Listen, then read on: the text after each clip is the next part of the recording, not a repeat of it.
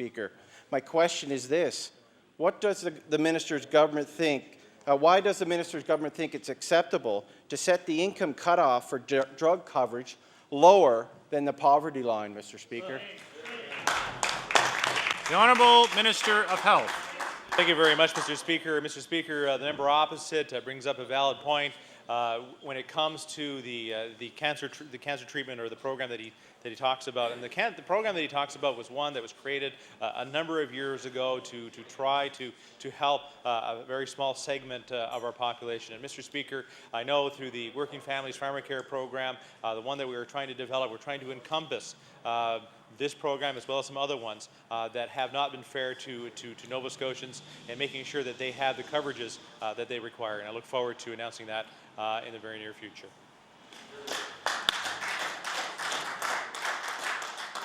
The Honourable Member for Halifax Clayton Park. Mr. Speaker, the Auditor General's report for the year ending December 06 was released today, and to be honest, the findings in this report are disturbing and shocking. It seems that the Department of Finance and the Treasury and Policy Board, as well as other departments in this province, have consistently withheld documents and materials from the Auditor General's office, and many times with very little explanation. This shows a complete lack of respect for the Office of the Auditor General and for the people of Nova Scotia, on whose behalf he's doing the work. Any member of the staff of the Auditor General should have access to the financial information of this province. Mr. Speaker, my question for the Minister of Finance is, would the Minister please signal when you will stop this current practice of refusing full disclosure to our Auditor General and his staff? The Honourable Minister of Finance.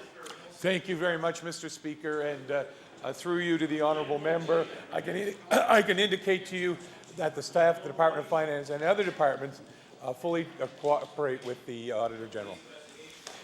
The Honourable Member for Halifax Clayton Park on your first supplementary. Thank you, Mr. Speaker. When the Auditor General does their report each year, the Auditor General has always been very careful to word their recommendations and their comments very diplomatically. And in the report, the Auditor General has said we were not provided access to certain information we requested. It's in black and white, it's in the report, and we know the Auditor General is diplomatic. There's a lot more to this than meets the eye, Mr. Speaker. My question for the Minister of Finance: I would like to know, in this day and age when Nova Scotians expect better, when the Minister will please commit today to start working with the Auditor General's department and office and start to provide full disclosure at every occasion. The Honourable Minister of Finance. Thank you very much, Mr. Speaker. Mr. Speaker, I can reiterate for benefit of the members of the House that our government, and particularly the Department of Finance, is committed to cooperating with the Auditor General in allowing him to carry out his function. The Honourable Member for Halifax Clayton Park on your final supplementary. Thank you, Mr. Speaker. This government has a long history of being secretive and providing non-disclosure of information. The government even received an award not long ago as the most secretive government in Canada. You refused to disclose information during the investigation on questionable loans to S&J Potato Farms in Magic Valley, and also the Cabinet has been refusing to disclose the full extent to which they knew about the incident involving the member from Cumberland North. And now you are refusing, as we see in the Auditor General's report, to give financial information to the person tasked with reviewing and auditing the finances of this province. Mr. Speaker, my question to the Minister is, there are some awards simply not worth winning, Mr. Speaker. When will you commit, please, to put a stop to this obstruction of the Office of the Auditor General and provide full disclosure to all relevant information so they can do their work? The Honourable Minister of Finance. Thank you very much. And again, through you to the honourable member and the members of the House, quite clearly we are committed to full financial disclosure to the Auditor General. We are committed to working with the Auditor General, and obviously there are disagreements from time to time, and those will be worked out between staff at the Department of Finance and the Auditor General's office. Yes, indeed. The Honourable Member for Dartmouth East. Thank you, Mr. Speaker. My question is for the Minister responsible for Communications Nova Scotia. Today I will table a list of the Communications Nova Scotia staff that includes managing directors, advisors, and officers dated July the 2nd, 2003. There are 49 names on this list. Next, Mr. Speaker, I will table a list with the same positions received by our office on September the 19th, 2005. This time there are 61 names on the list. That's a 25% increase in just over 2 years, Mr. Speaker. I'd like to ask the Minister why, when his government still has not added one new licensed long-term care bed to the system, does he believe they need a 25% increase in government spin doctors? The Honourable Minister responsible for Communications, Nova Scotia. Well, Mr. Speaker, I would say to the member opposite, our government has embarked upon an initiative here in the province of Nova Scotia to bring awareness to Nova Scotia through the Come to Life initiative. As well, Mr. Speaker, I would as well inform the member opposite that we have taken seriously, particularly the work at Health Promotion and Protection around our social marketing campaigns, trying to reduce the number of problem drinkers in this province, trying to reduce the number of smokers in this province, trying to work on strategies to reduce falls and to make Nova Scotia a healthier and safer province. Mr. Speaker, I would think that would cover off a large number of those new positions that the member opposite talks about, Mr. Speaker.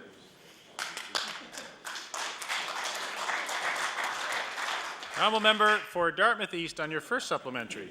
Thank you, Mr. Speaker. Well, last month, Mr. Speaker, Communications Nova Scotia sent out an updated staff contact list that covers the same positions that I just mentioned. This time, Mr. Speaker, there are 73 names on the list, and I'm going to table that list also.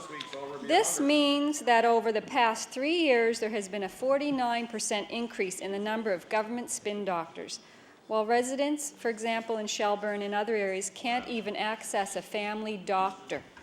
So I ask the Minister, just where in his party's campaign platform did it mention this massive boost in spending on government spin doctors? The Honourable Minister responsible for Communications, Nova Scotia. Well, Mr. Speaker, I find it interesting that from time to time we hear members of the opposition parties criticize the government for not informing Nova Scotia about the programs and services that we provide, yet at the same time, when we make investments to Communications Nova Scotia to do that very work, Mr. Speaker, they come back and criticize us. It's a double-edged sword. Which side do they want, Mr. Speaker?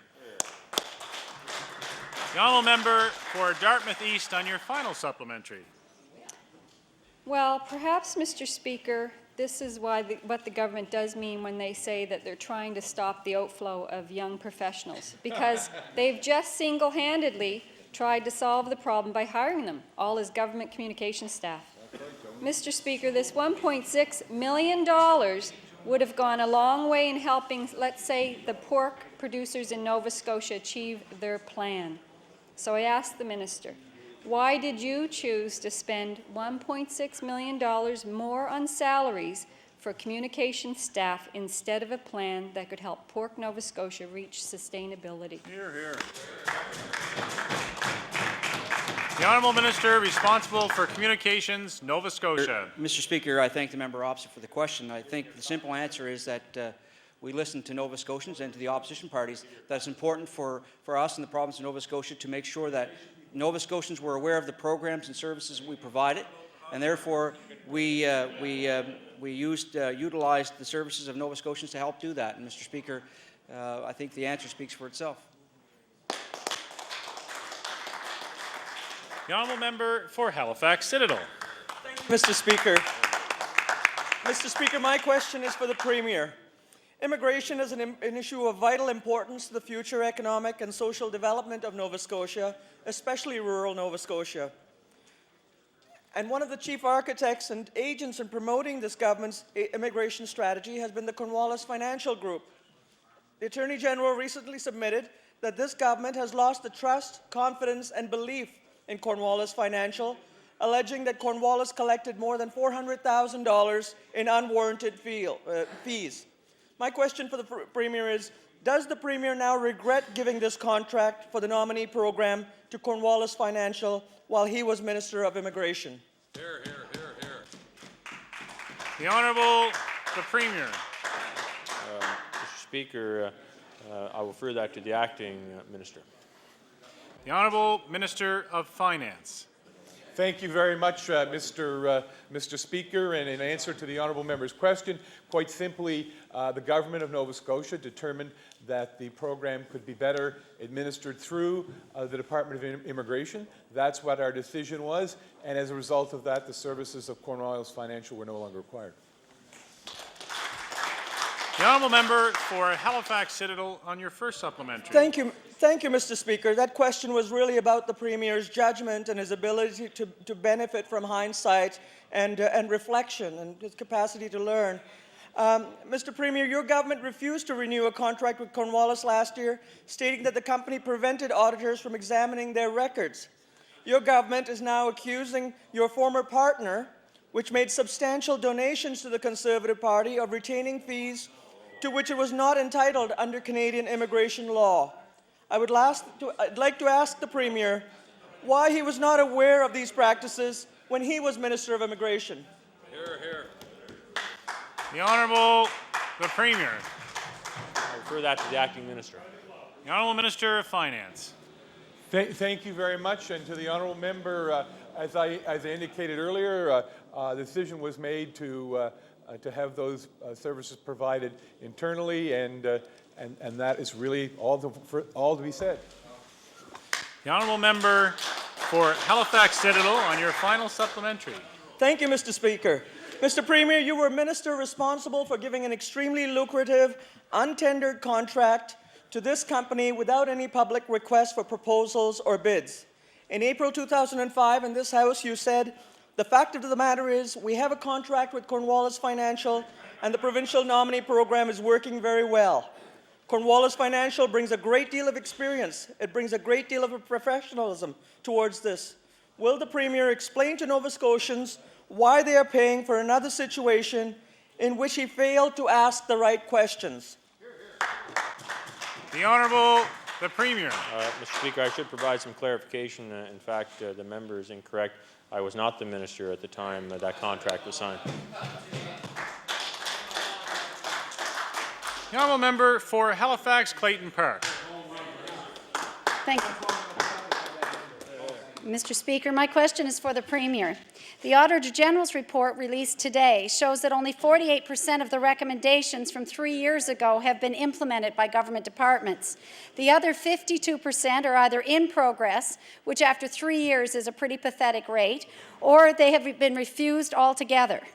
At the Auditor General's press briefing that was held just moments ago, the Auditor General said he was disappointed by the results, that he's asking government for more rigorous action on these, and he also said that we don't make recommendations lightly. Mr. Speaker, my question for the minister is, or for the Premier is, why are your departments continually refusing to adequately address the many concerns the Auditor General's office brings forward? The Honourable the Premier. Mr. Speaker, I believe some of the facts that have been presented perhaps need to be corrected, and I will refer that to the Minister of Finance. The Honourable Minister of Finance. Thank you very much, Mr. Speaker. Mr. Speaker, through you to the honourable member, I can indicate to you that government takes very seriously the recommendations of the Auditor General, and that, depending on how you count it, 80% or thereabouts of the recommendations of the Auditor General have been implemented or in the process of being implemented. Obviously, there are cost issues with respect to implementing those reports, and we're working on it.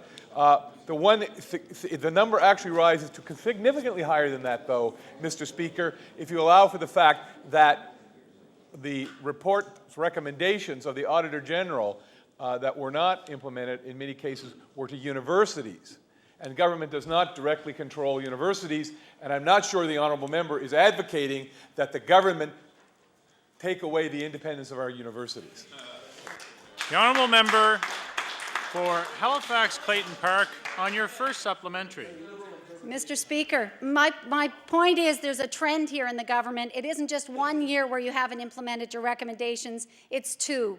And although the Auditor General has been making recommendations for years and years, they've only begun to track whether or not you're implementing them. And we've seen last year 48% that have been implemented and more than 50% not. The year before, from 2002's recommendations, on the 3rd year look at it, they were only 35% implemented, so even more poorly. So we have a trend here, and the trend is not improving very dramatically or fast enough to show that the government is serious about implementing important recommendations that come from the Auditor General. You know, the trend has to stop, and that's my point today, Mr. Speaker.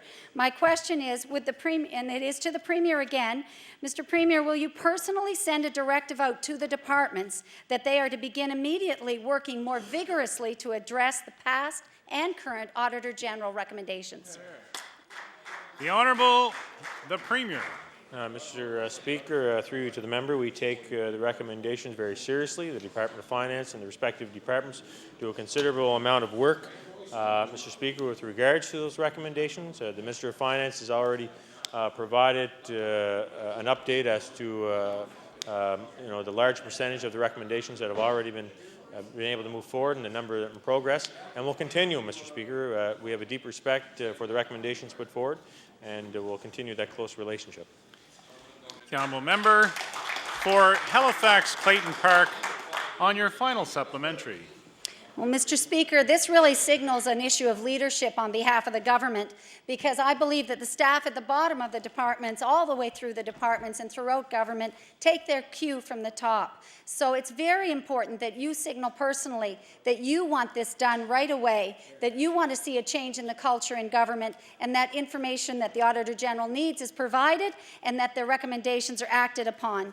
We've seen too much in the way of dragging our heels and delaying in terms of implementation. So my question to the Premier is, will you direct your ministers and their departments to begin a policy of full disclosure within the law for the Auditor General's office during audits, and will you also begin further recommendation implementation? The Honourable the Premier.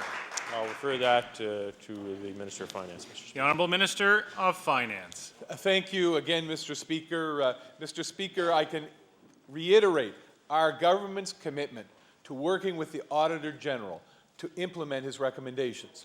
However, as the honourable member would understand, many of the recommendations are recommendations. They need to be operationalized. That requires time and expenditure of funds.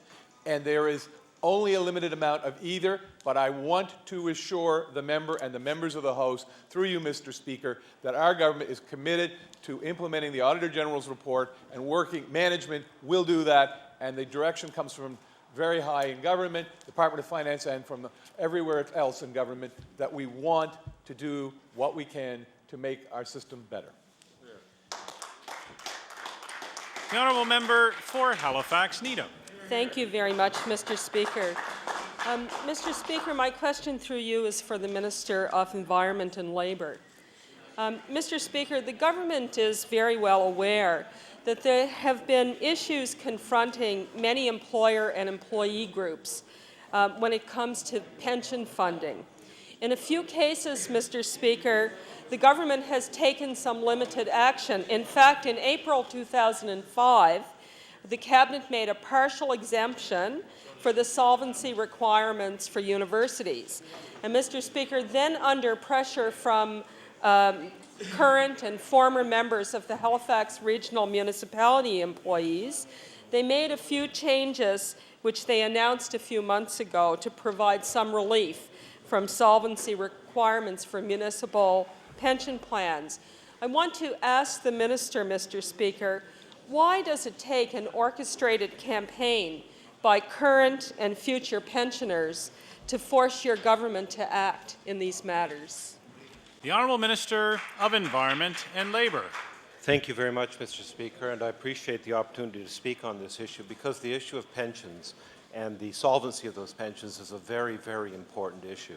And my job as the Minister of Environment and Labour, who has the Office of Pensions under him, is to make sure that the pension plans of Nova Scotia are healthy and will be there to pay out for pensioners. We have had a rash of pension plans in the United States, in California, for example, where they're paying out 20 cents on the dollar to people who've contributed their whole lives.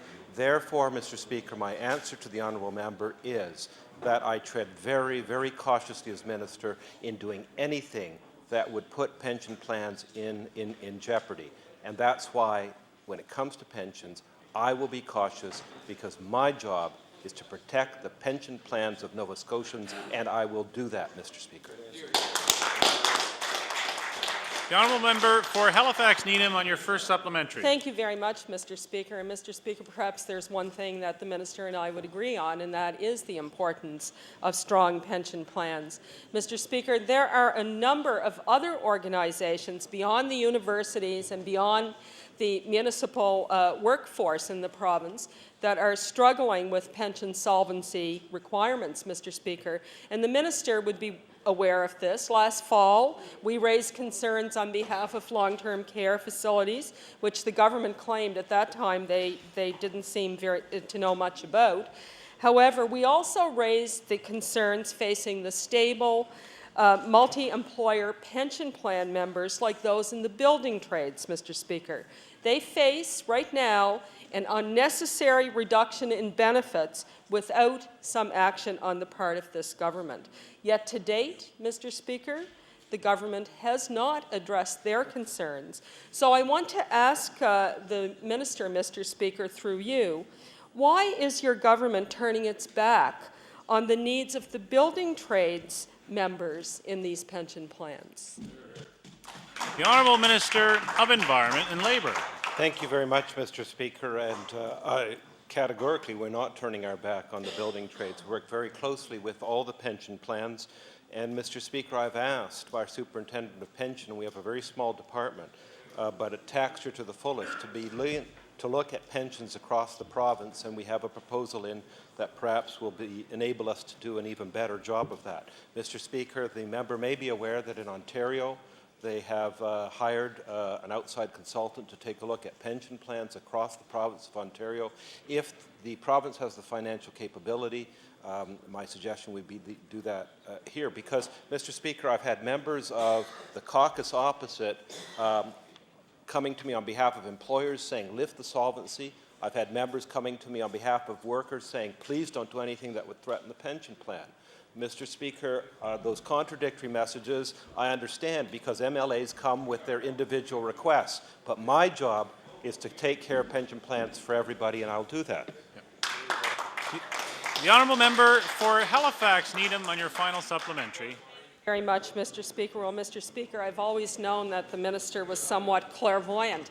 Mr. Speaker, it's the case that I am aware that in Ontario, the Ontario government did have a consultant appointed in November 2006 to actually study the solvency requirements and the impact, particularly with respect to the funding of multi-employer plans. So, Mr. Speaker, my final question to the Minister is, how soon will we have a review of the solvency requirements under the Pension Benefits Act in the province of Nova Scotia, so we can provide some assurance to members, such as the building trades, that they will have secure pensions without seeing extraordinary and damaging and harmful reductions in their current benefits?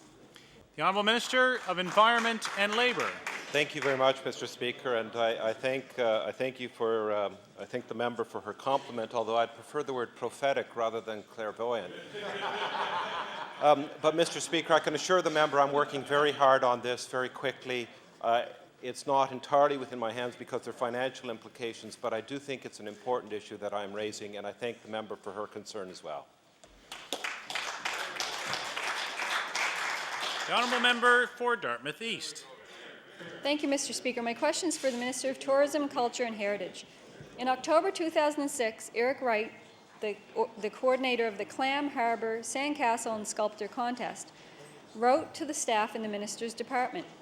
He advised them that the Lake Charlotte Leisure Planning Association, which does run the festival, is in the process of disbanding, which will put the future of the festival in jeopardy. My question to the Minister of Tourism, Culture and Heritage is, what plans does his department have to help save this critical tourism attraction on the Eastern Shore? The Honourable Minister of Tourism, Culture and Heritage. Thank you, Mr. Speaker, and thank you for the question. Unfortunately, I do not have that correspondence in front of me. As Minister of Tourism, we value all our community festivals. If the honourable member would be kind enough to give me the correspondence, I will follow up on it. The Honourable Member for Dartmouth East on your first supplementary. Thank you, Mr. Speaker. I'm not sure if that means he has seen it, but he doesn't have it with him. But anyway, Mr. Speaker, the Minister might take this opportunity now to offer some concrete support to the local tourism association and see what can be done, because so far, in fact, his office has been silent on the issue. 2 years ago, the Clam Harbour Sandcastle Festival did draw around 20,000 people to the Eastern Shore in just one day. It even made the national television news. So my question to the Minister is, since his office was told informally last summer that this festival was in trouble, why didn't they offer some help back then? The Honourable Minister of Tourism, Culture and Heritage. Mr. Speaker, as I stated previously, I am familiar with the festival, even in my previous life within the municipal government. Mr. Speaker, we, as I said before, value our community festivals. And if the honourable member, again, if she would approach me or give me the correspondence after the host today, I'll be glad to follow up on it and see what I can do to provide any support for them that I can. The Honourable Member for Dartmouth East on your final supplementary. Thank you, Mr. Speaker. In fact, I do have the letter with me, and I'll share it with him later, but I really think he should have that letter. He's been there a while. Mr. Speaker, the Eastern Shore is one of the most challenged tourism destinations in Nova Scotia. Every festival, every event and asset is vitally important to them. The organizers are getting inquiries from as far away as Japan for this year's festival. The campgrounds are already booked, but there may be no festival without some help. So my final question to the Minister is, will he commit to offering some staff resources and support to this community to keep the Clam Harbour Sandcastle and Sculptor Contest alive? The Honourable Minister of Tourism, Culture and Heritage. Thanks very much, Mr. Speaker, and I will review the file on that, and I will get back to the member at a later time. Thank you. The Honourable Member for Halifax, Clayton Park. Thank you, Mr. Speaker. My question is to the Minister of Finance. Just before Christmas, Mr. Speaker, the Minister announced the second quarter results, which were in effect a call to alarm. The budget surplus is in danger of disappearing, and we are now down to what the Minister himself called a razor-thin surplus of only $3.3 million. Mr. Speaker, the government's reputation is in question here as we face a possible deficit this year. This is the first budget for this Premier and this Finance Minister. And look where we are. We're only $3.3 million away from entering into a deficit. My question, Mr. Speaker, for the Minister of Finance is, Mr. Minister, were your comments at the press briefing in December intended to prepare us and the people of Nova Scotia for the bad news that a deficit is likely this year? The Honourable Minister of Finance. No, the honourable member misunderstood my comments. What I was indicating is that there is a razor-thin surplus, and the government was going to take action to make sure that our budget remains balanced. That, Mr. Speaker, was what we intended to say, and we are, in fact, taking action to make sure our budget remains balanced, because our government is committed to doing everything necessary to assure of that. The Honourable Member for Halifax Clayton Park on your first supplementary. Mr. Speaker, the Minister stated that day during the press conference that departments were instructed to cut back spending, to defer spending, and to conserve as much as possible. And upon being questioned, the Minister indicated that $10 or $20 million would be needed to be cut from spending. But at the same time, the minister did not provide any guidance about how that would be done. So my question today here in the House to the minister is, would the minister please tell us exactly what programs and services does he plan on cutting to protect this razor-thin surplus for the province? The Honourable Minister of Finance. Thank you very much, Mr. Speaker. And again, through you to the honourable member, I can indicate to you that there is not a plan to cut or eliminate services. I think I may have even indicated that at the time. What it is to look at departmental savings that can be made and will be made to ensure that the people of Nova Scotia have a balanced budget. The Honourable Member for Halifax Clayton Park on your final supplementary. Thank you, Mr. Speaker. I have to say that I'm concerned that this is a very general approach to a serious problem. I might suggest that the minister have a look at car leases as a start for saving some money this year. I'd like to hear some specifics from the minister. Mr. Speaker, there is a great deal at stake for the minister and the government and the reputation of this government in balancing this year's budget. So my question, again, is exactly how serious are you, Mr. Minister, about attacking this problem, and exactly what programs and services do you plan on cutting? The Honourable Minister of Finance.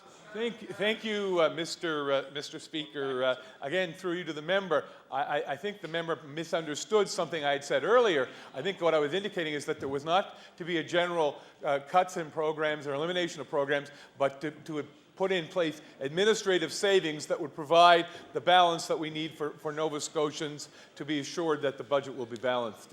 So to the member again, that's what we're doing. The Honourable Member for Shelburne. Here. Thank you, Mr. Speaker. My question is for the Minister of Economic Development. Starting on the 12th of February 2007, all Nova Scotia companies that need to transport goods for export across the U.S. border will be required to file an online e-manifest reporting details about the driver, truck, trailer to the U.S. Customs and Patrol border. When Customs Agent Derringer held information sessions on the new rules for companies on the South Shore, they found many of these businesses do not have access to broadband services. As the minister knows, this situation is duplicated across this province. If a company does not have broadband, they won't be able to complete the e-manifest. Mr. Speaker, what action has this minister undertaken to ensure the continuing flow of our goods across U.S. borders? Good question. Good question. The Honourable Minister of Economic Development. Thank you, Mr. Speaker, and through you to the member opposite and all members. This government has made it a priority for broadband in this province to be 100% covered, the first region in our nation to have 100% coverage of broadband. And Mr. Speaker, we announced the pilot project approximately a week and a half ago up in the Cumberland area, and we will maintain our status that we will have broadband coverage across this province in the year 2009 or sooner.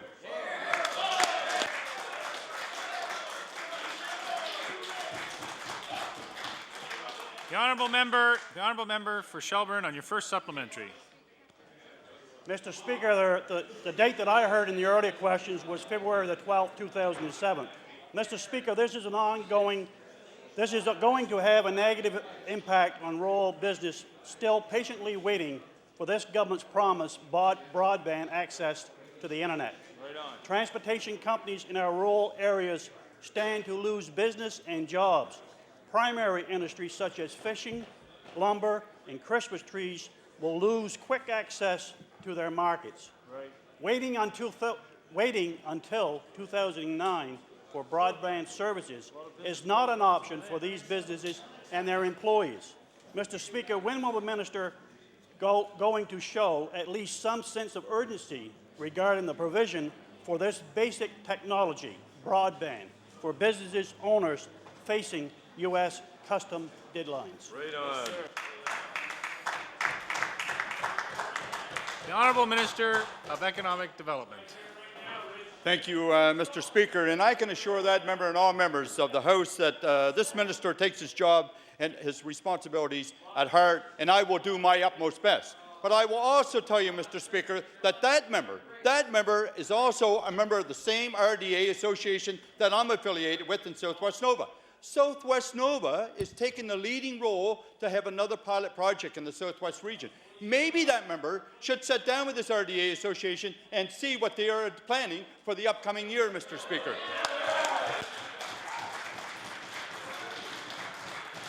The honourable member for Shelburne on your final supplementary. Mr. Speaker, I spent 9 years on the RDA, 7 of it as warden of the municipality of Barron, that knows full well the importance of this question. Mr. Speaker, less than 2/3 of rural Nova Scotia homes and businesses have access to high-speed internet. In contrast to this, New Brunswick's efforts to expand broadband services has resulted in over 90% coverage. This government is still piloting wireless solutions that they may not even deliver at capacity required by large businesses, hospitals, and other large end users. Mr. Speaker, when is this government going to get its high-speed internet act together to ensure rural Nova Scotians have complete access in the global economy?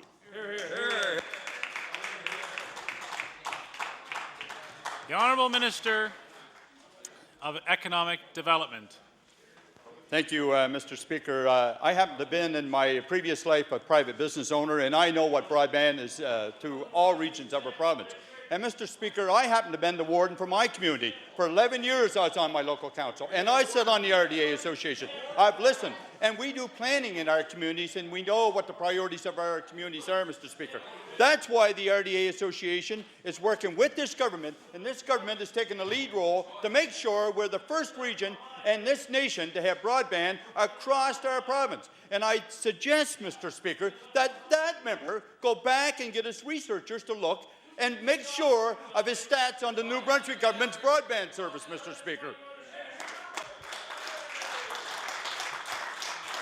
Honourable member for Dartmouth South, Portland Valley. Oh, come on. Just sit down.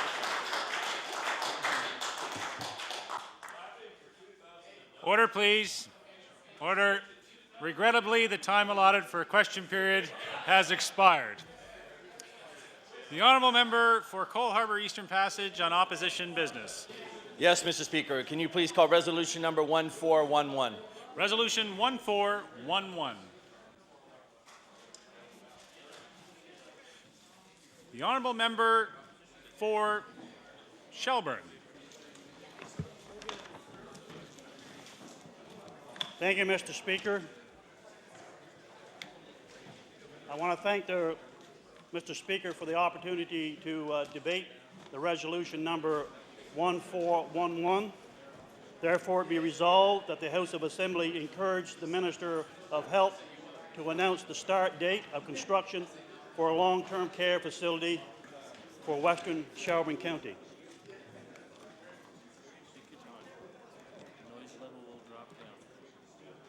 Mr. Speaker, I just want to point out to the members of the House, in the past session, I have tabled extensive literature of the paper trail of a community that their pledge for long-term care in Shelburne County has dated back 30 years. I want to emphasize that point. 30 years that they have been waiting. Shame, shame. It's a generation and a half. That's right. There's many stories that I can bring to the minister's attention about personal stories of people waiting that long for health care and long-term care. But I want to just emphasize, first of all, a quick story about when I was a younger man. I was fishing in my community, and in fact, I was Irish mossing. And one particular day, we had got through the tide of moss. We was finishing up, and one of the local buyers noticed that the elderly gentleman in my community was late. And this particular gentleman, Malcolm McDonnell, which was unique about him, is that he served in both wars. He served in the First World War and the Second World War. And he was a man at that time in his late 70s. And Mr. McDonnell went on to live to be the golden age of 98, somewhere in that range. Important lesson. At that time, it was foggy, and we all know what the dangers of fog can do in a coastal community. So we quickly organized a search party for Mr. McDonnell, and the elders in our community taught us how to run a grid pattern, how to do navigation with nothing more than a simple compass. A simple compass and a watch. And after Mr. Malcolm McDonald was lost for several hours, we went out and we run a grid pattern, and within 1 hour, we found him. And it was interesting, as we went up alongside of him, I quickly realized that Malk, as he was commonly known in our community, was unconcerned. In fact, he was basically enjoying the day. And as I approached him, I said, you don't seem to be concerned. And he said, no, why should I be? And I also noticed that the small outboard motor that he was using, there was no motor on the stern of it. So I began to inquire why he was not so concerned. He used the motor to maintain his position because he realized that he was in distress. And he realized that all he had to do was stay on his position and we would come and find him in a short period of time. Correct. We did it. And he used it as an anchor. And I was intrigued by that, and I looked back at it several years later and I said, you know, that was basically common sense. And what I'm suggesting today, that Mr. McDonnell was in a serious situation. And if we are all familiar with the fog of the Bay of Fundy, and Mr. Speaker, the Bay of Fundy, we have great tides. And we can move a long distance in a very short period of time. And the analogy that I want to make today is that I'm going to suggest to you, Mr. Speaker, that our government in the last 30 years is in a regulatory fog when it comes to long-term care.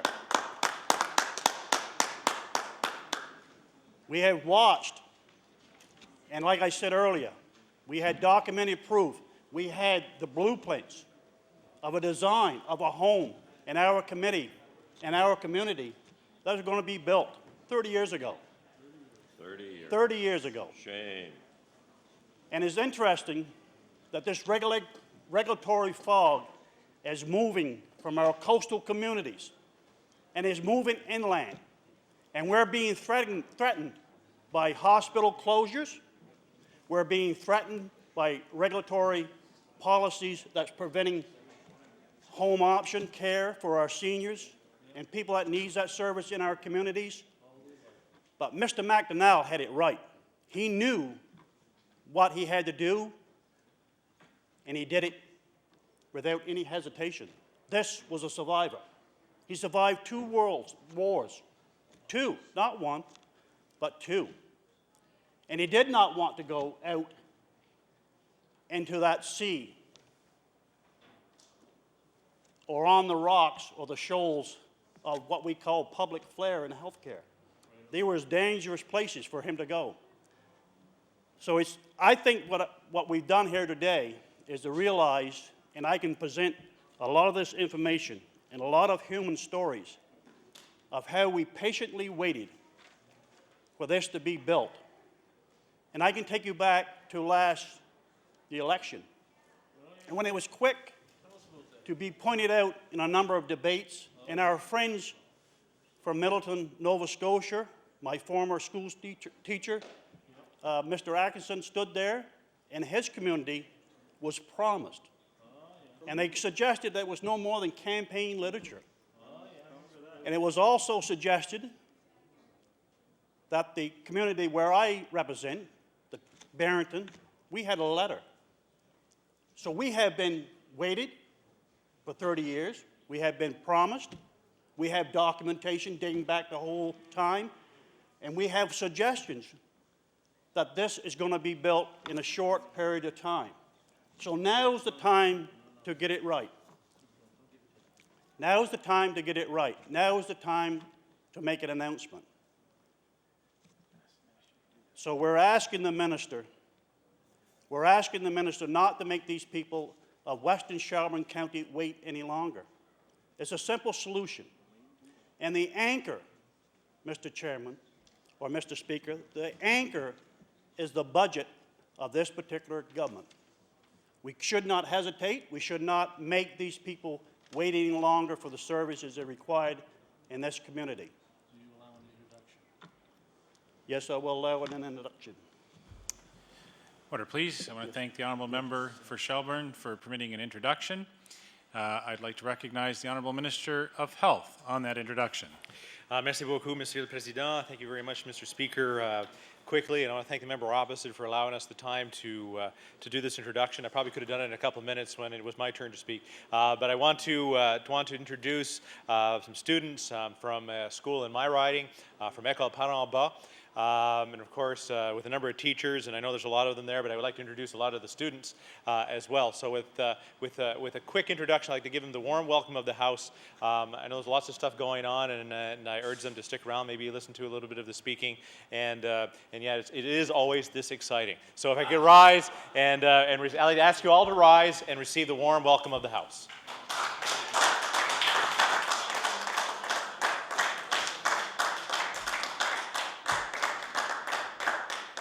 Indeed, we want to welcome all our visitors to the House right now, and for those students that have joined us, we just concluded a question period a few moments ago, and now we're into opposition members' business, and the member for Shelburne is speaking on Resolution 1411, which is about Shelburne long-term care. And so you'll know what the member is speaking, and also you can have an additional minute, which will be taken off the Honourable Minister's time when the time comes around. So. Thank you very much, Mr. Speaker. I appreciate that. And I'd also like to welcome the youth in our gallery here today. And it's interesting that I made note earlier of our veteran, our double wartime veteran in our community and the longevity of health care in our community. And it's very interesting. I think it's very fitting to see the youth here today.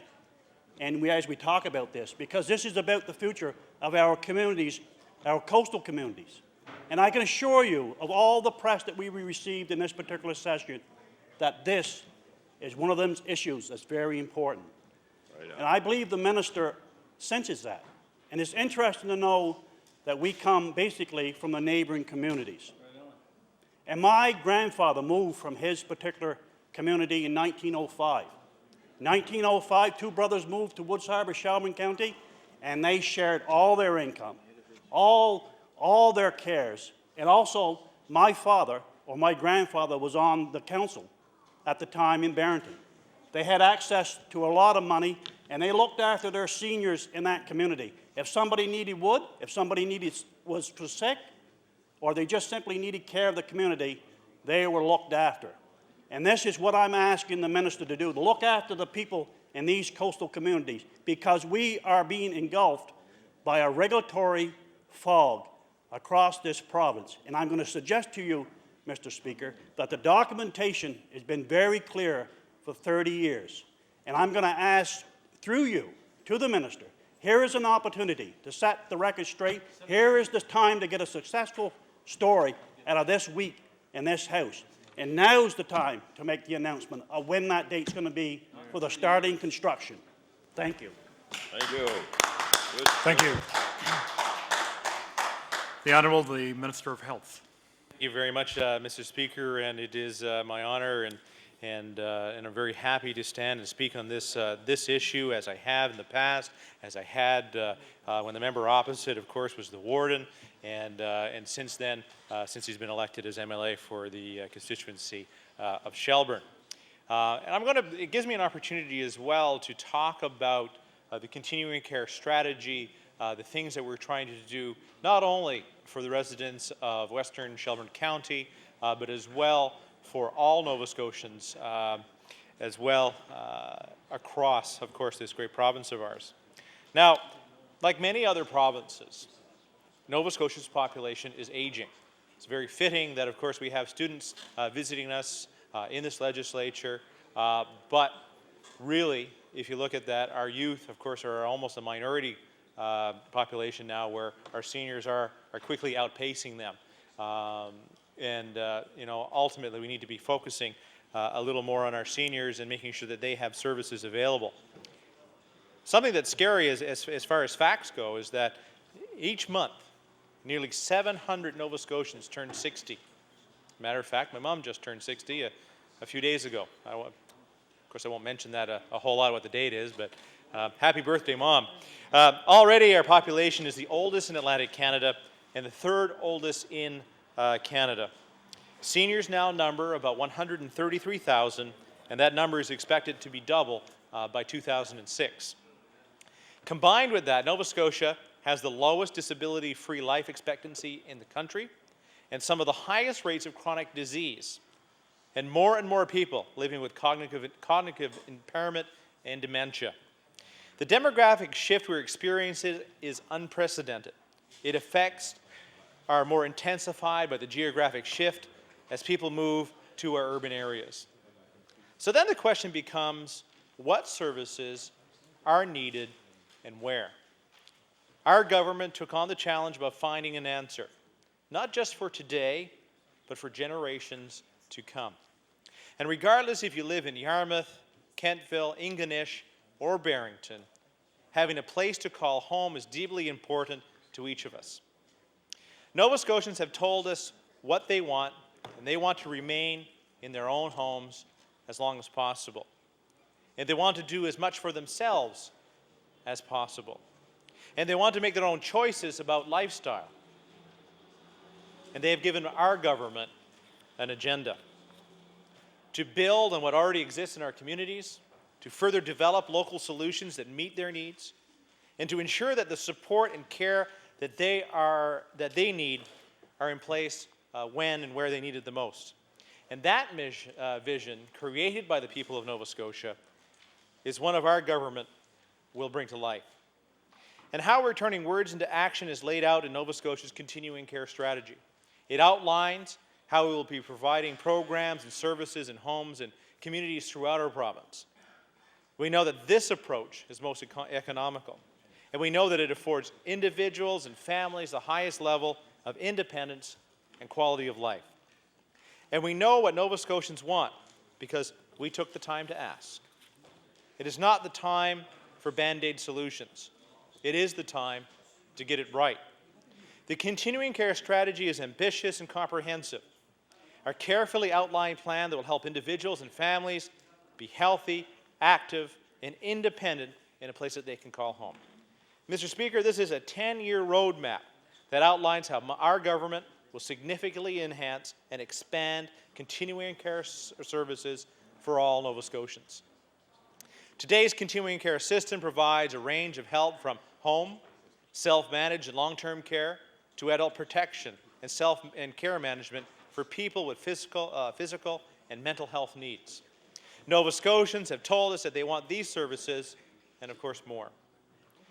They have told us that they want change, and we are making that change happen. In the first year alone, we are making significant improvements. We are spending $360,000 over the next 2 years to expand the home care program to include portable oxygen, and that means more mobility and independence for many. We're spending $3 million in the next 2 years to develop and expand a wide range of respite options. We're expanding enhanced palliative care services across the province.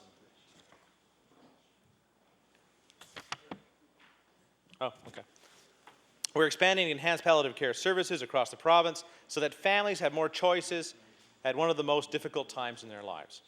And we've already invested some $1.25 million this year to expand the self-managed care program. Even though only 5% of our seniors ever enter a nursing home, it's vitally important to know that when they can no longer live at home, a facility is available to them as close to home as possible. To give Nova Scotians that peace of mind, we are also building 1,320 new long-term care beds over the next 10 years. 826 of those will open no later than 2010. This is in addition to the 275 new beds that are already under development or actually complete in various areas of Cape Breton and here in Capital Health. Planning for these beds is a tremendous amount of work, but everyone in the government is pushing hard to get them ready as quickly as possible. We are well underway and will be issuing RFPs for the first 826 beds soon. And to provide more options for Nova Scotians who want to stay in a place that they can call home, we've already begun significant planning on all the year 1 and many of the year 2 and 3 community-based programs that will make possible, as you saw in the continuing care strategy. So, Mr. Speaker, as you can see, we are backing our commitments with dollars. In the first 4 years alone, we will invest $122 million to get Nova Scotia on the road to where it needs to be. $122 million. And when I say that living in a place that they can call home is important to Nova Scotians, I meant all Nova Scotians, including those who live in Shelburne County and, of course, Western Shelburne County, Barrington, Woods Harbour, Shag Harbour, Clark's Harbour, the Hawk. We can go on of communities, of course, in that member's riding, which is, of course, next door to mine. Residents of Barrington shared their priorities and needs with us, and we listened. The member opposite spends a lot of time talking about 30 years ago and how that promise came to fruition and how they've been waiting for such a long period of time. Mr. Speaker, 30 years ago, I was 7 years old. And I can say that I did not know of this until, of course, that was brought to my attention as I became the Minister of Health. On June 30th last year, the Bayside facility in Barrington became a long-term care facility and is now a welcoming place for local residents to age in their own community. In addition to the 20 beds already at Bayside, 40 more long-term care beds will be open in that facility no later than 2010. I confirmed this in June, and I'm confirming it now. In fact, representatives from the Department of Health met with interested parties in Barrington to outline for them in person the process and timeline for constructing these 40 beds. And you'll be happy to hear that this past spring, Bayside accepted its first long-term care resident, and this individual was able to return home to the community as a result of these changes. This fulfills our promise to the community of Barrington and Western Shelburne County. But it is only one of the steps we are taking to meet our commitment to all Nova Scotians, to expand continuing care across the province, to build a system that allows Nova Scotians to stay in their homes and communities, and to ensure that each of us enjoys a high quality of life and level of independence. These are the things that Nova Scotians want. These are the things that they've worked hard for and, of course, deserve. And these are the things that they will have. And again, Mr. Speaker, I thank the member opposite for bringing this to the floor of the House, and I look forward to bringing the good news and continually to pay attention to the community of Western Shelburne County. Thank you very much. Thank you. The honourable member for Kingsworth. Thank you, Mr. Speaker. And certainly, first of all, a welcome to all the students in the gallery here today and from the minister's riding, I guess. So nice to see you here. This resolution number 1411, I think, is one that obviously can be extended well beyond Shelburne, and I will speak to that situation. But it shows in many ways when a member here representing his community, his area, sees the plight of seniors, this is the place to let government know that action is needed now. And certainly, let's hope that in the next few weeks, the strategy to deal with long-term care beds and facilities, obviously, are going to be receiving some announcements. At the current time, Shelburne, I guess, has about 75 seniors in distant nursing homes. And of course, generally seniors are having to move long distances from home to get placed. 40 seniors in Shelburne are waiting in hospitals for long-term care beds. And of course, we know that's one of the major problems that is facing our province, that we don't have the beds available, the rooms available, the nursing home facilities that can accommodate those that are in great need. For example, when I had a tour of the QE2 on that particular day, just a bit over a year ago, there were 150 patients at the QE2, our major health facility in Nova Scotia, who needed long-term care placement. So while we have a pledge, while we have some talk, there's no question that action is needed now.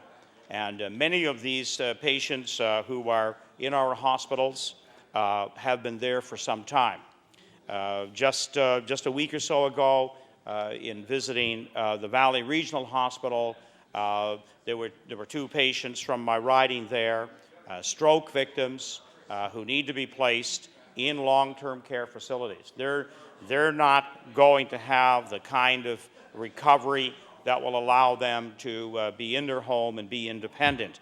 So they need to get out of the hospital beds. They've been there for 3 months, and they need to start, a better total living environment with some daily rehab to account to help them have a much better living area as seniors in this province. Now, the reality is there now in terms of the number of seniors, and this is what is behind this whole issue. And announcements really can't come soon enough. And I know there are different models to deal with our seniors. And of course, we all encourage, and we're all working as legislators to do things and have programs that will keep seniors in their homes. That's ultimately where they want to be. But seniors and families reach a point in time where that's no longer a reality. Just take a look at the staggering statistics here in Nova Scotia, and in particular the area and the valley that I represent, the valley area I represent. There are 6 communities in Nova Scotia that have 25% of their population today that are over 65. 6 communities. 3 are Indianapolis Valley: Digby, Indianapolis Royal, and Berwick. 25% of their population is over 65. Major retirement areas. Then we can extend that a little further. There are 8 communities in Nova Scotia that have 20% of their population that are 65 and over. And so, and 5 of those are Indianapolis Valley. And while we have one fine facility at Grandview Manor, the need for additional beds and different models to be announced to look after our seniors is absolutely critical at this point in time. And certainly, we know that there's no question with the studies and the work that's been done to take a look at our seniors and in trying to improve the quality of life in their last years. We know that some of our nursing homes have top care. They have, good, wide-ranging, stimulating programs for seniors. One of the and so this is what we need to get on with. This government has had 7 years to realize that we have a crisis now. It's there upon us. And so we need to get these beds, these facilities announced certainly as quickly as possible. And in the Valley area and in most of Nova Scotia, we know that baby boomers, they're now the oldest has reached 60 years of age. So we know exactly what's coming along over the next 10, 20, 30 years. And if we don't make the kind of plans and preparations, then our seniors are literally, if you wish, going to be out in the cold. One of the last calls that I had before the session opened up was from a family who have been waiting now almost a year for placement in a nursing home. And he said, what do I do? My mother is getting some home care, but she's obviously deteriorating, trying to live on her own when there is nobody there. And so finally, he calls me a day later to tell me that in desperation, he called an ambulance and took her to the hospital, and she's at Soldiers Memorial Hospital. And again, on the transition unit there, it's not uncommon for patients to be there up to 6 months before they get placement in a nursing home. So, whether it's the larger picture or the individual examples that we see, we know that there's a crisis on our hands here, and long-term care beds can't be announced soon enough, because we know that construction timelines are going to take us down the road some time. I think my colleague from Glace Bay wanted to say a few words on this resolution. So I think with the remaining time, we'll pass it to the member from Glace Bay. Thank you. The honourable member for Glace Bay. Thank you, Mr. Speaker. Mr. Speaker, I just wanted to add my voice as health critic for the Liberal caucus to this debate on this resolution. Of course, we fully agree with the resolution. There's no problem there at all. One has to look at where you should lay blame in this case, Mr. Speaker, and of course it falls directly on the lap of this government, because this government has been promising additional long-term care beds almost 7 years ago, and we have fewer long-term care beds today than we did 7 years ago. I don't have much time, Mr. Speaker, but I'll give you a quick example. In my riding, and this just happened last week, because of the situation with long-term care beds, I had a couple who had been married for 60 years. 60 years they spent together, and they were separated because one was located at the Tynamera facility in Glace Bay, and his wife was located at the Maple Hill Manor in New Waterford. That's about 13 or 14 kilometers away. Not much of a distance, Mr. Speaker, but it is a tremendous difference when you've been married for 60 years. That couple deserve to be together for their remaining time on this planet, Mr. Speaker, and that it's not the case. Now, fortunately, it was resolved, but it was only resolved after some juggling that Department of Health staff had to do with beds, with long-term care beds. And that juggling and the struggle that ensued is because of the fact that there are not enough long-term care beds in this province. You don't have to dig too deep to know what's wrong in this situation, Mr. Speaker. There are not enough long-term care beds. They've been promised by government, but the promises has never been fulfilled. Whether it's been a 7-year-old promise, a 3-year-old promise, a 30-year-old promise, it has not been fulfilled by this government, and that's the problem, Mr. Speaker. We can't have couples that are being separated when they're placed in nursing homes. We can't have long wait lists. We shouldn't have 75 seniors who are living in distant nursing homes in Shelburne or in any other part of this province. That problem should not exist, Mr. Speaker. It falls squarely on the Minister of Health, on the Department of Health, on this government to rectify the problem. Thank you, Mr. Speaker. Thank you. The honourable member for Sackville-Cobequid. Thank you, Mr. I was going to call you a chairperson, but that was Committee of the Whole, Mr. Speaker.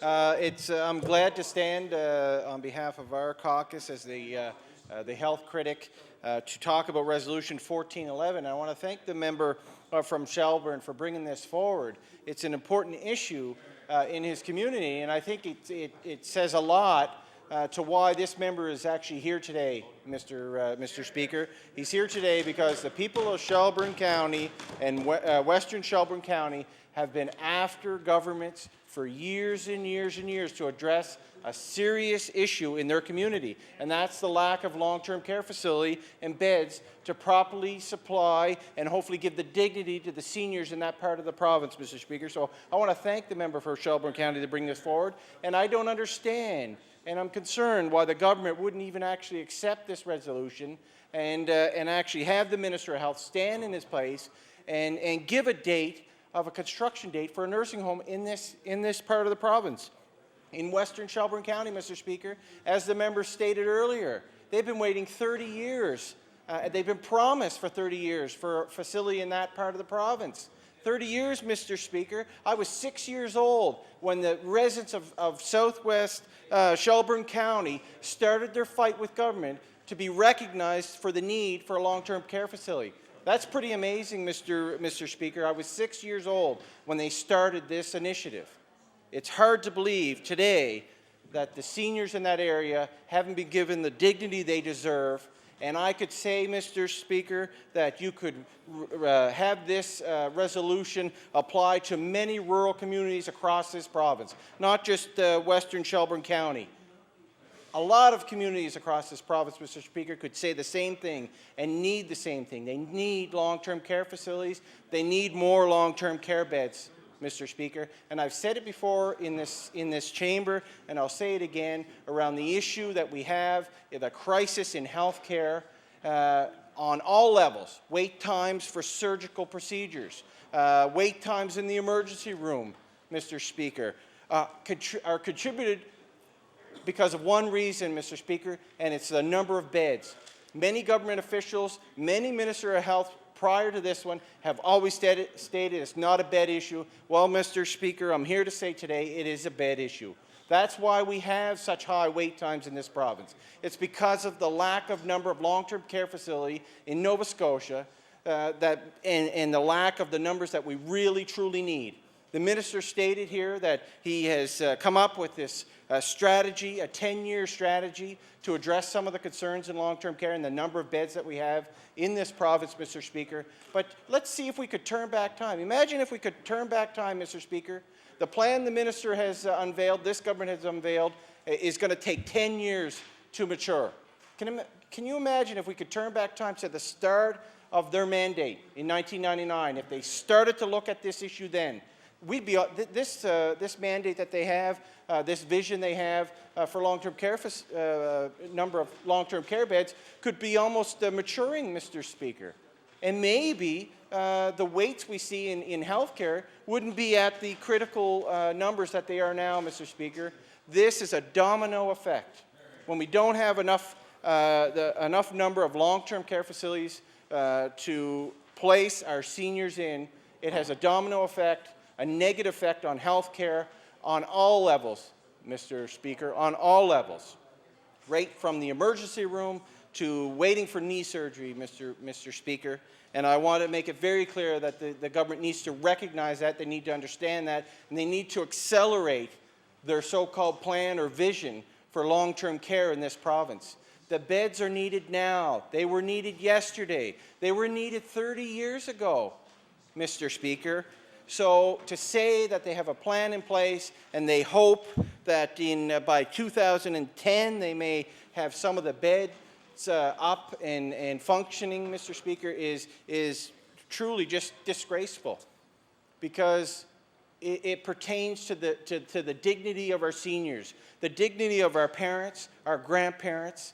Mr. Speaker, we all know the history of dealing with long-term care, especially since I've been elected since 2003, Mr. Speaker. We have fought as a caucus, as a party, that the government needs to recognize the importance of long-term care in the province of Nova Scotia. We all know that the fight that we brought, the NDP brought to this House, to the floor of the legislature, around the draconian action of government to take away every penny that a senior has when they enter the long-term care facility, Mr. Speaker. We all know that many seniors, many families in this province today have no funds left because of a family member who had entered a long-term care facility. It was our party, it was our leader, it was my colleagues that stood up and continued to fight for this, and it was the people of Nova Scotia that demanded change. And finally, after I think the government tried every available opportunity for them to not address this issue, they realized we better do something. And we've seen the result, Mr. Speaker. We've seen the result. From my election in 2003, we had 11 members. We went to 15 members, Mr. Speaker. We've seen the result in the last election in the past summer. where, again, we went from 15 members to 20 members. It's because we continue to bring issues like this to the floor of the legislature and push government to do the right thing. And the right thing here for the residents of Western Shelburne County is to tell them when they're going to have the construction of a long-term care facility. Not to delay it any longer. As I said earlier, it's been 30 years, and I know the member of Shelburne County will continue to say that time and time again. As long as he is representing that area, and I believe he'll represent that area for a long time, Mr. Speaker, because he is passionate about this issue. He's passionate about bringing the issues of people who live in Shelburne, but this issue is not just about Shelburne and Western Shelburne County. This resonates throughout the province, Mr. Speaker, and I know if the government doesn't react, that our numbers here over on this side will continue to grow. And it's not that far now, Mr. Speaker. We don't need that many more that will end up over on that side. And then I think truly the people of this province will realize they've done the right thing and will start to implement some of these changes that Nova Scotians want, Mr. Speaker, especially around long-term care and the number of beds that we have in this province. We need to address it now, as I said earlier. Government needs to address it now because there's a crisis there. I know for a fact right now there's hundreds of seniors down the street here, Mr. Speaker, at the old VG in what they call transitional care unit. Well, to be quite frank, Mr. Speaker, it's a hospital.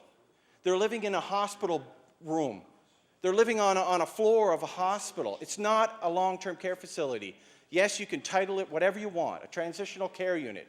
Well, a transitional care unit for me, I would think, would be for the need of those individuals, those seniors who might have had an accident, their health has deteriorated a little more, where they entered the healthcare system, seek some assessment and treatment, and now can no longer live on their own without assistance or help. And they need that care in a facility like a long-term care facility.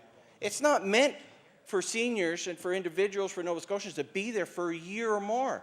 I know for a fact there's people there for 16, 18 months, Mr. Speaker, in a hospital room, on a hospital bed, on a hospital floor here in Halifax at the QE or at the VG site, Mr. Speaker. I've seen it personally myself. I've actually taken people there as a paramedic, Mr. Speaker, and it's not the place that seniors deserve to be.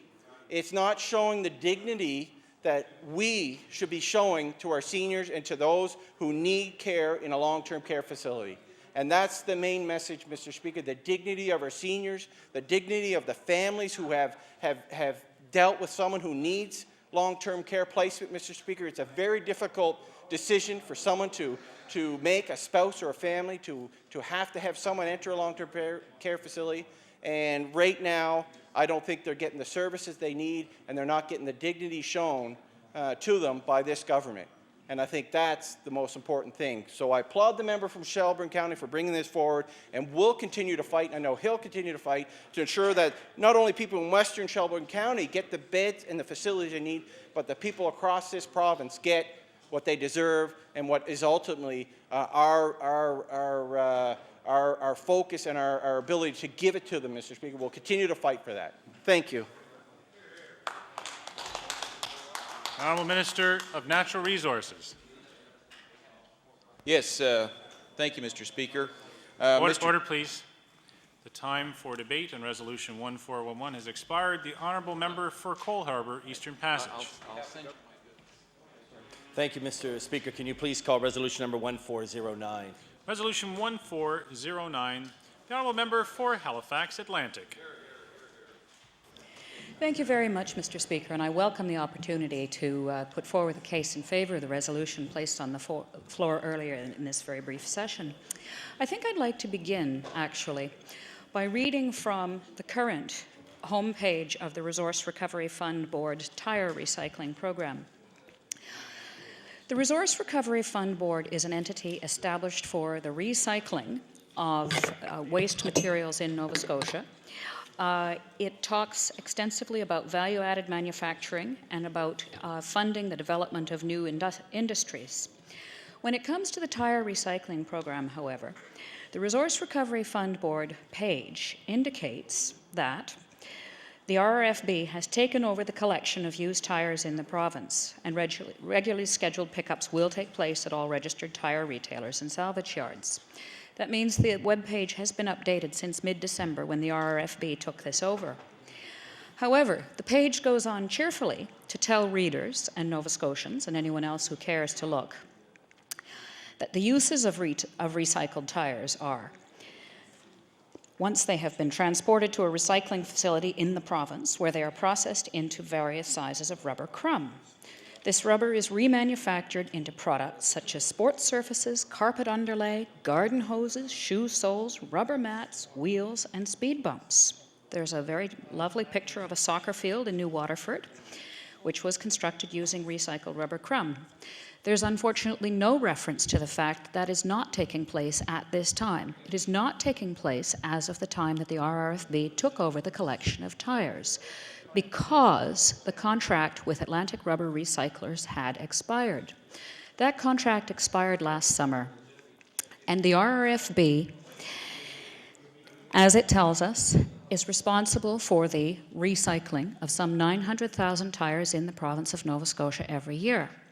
Nova Scotians pay a $3 levy per tire, although for some tires larger it can be up to $9, when they buy the tires, and that goes to fund the recycling and all these benevolent uses which are documented on the website. Unfortunately, since that tender expired, that hasn't been happening. Since that contract expired, it hasn't been happening, and 3 tenders have apparently been on the books. One of those tenders is for a whole new use, a new use for an old industry, an old material.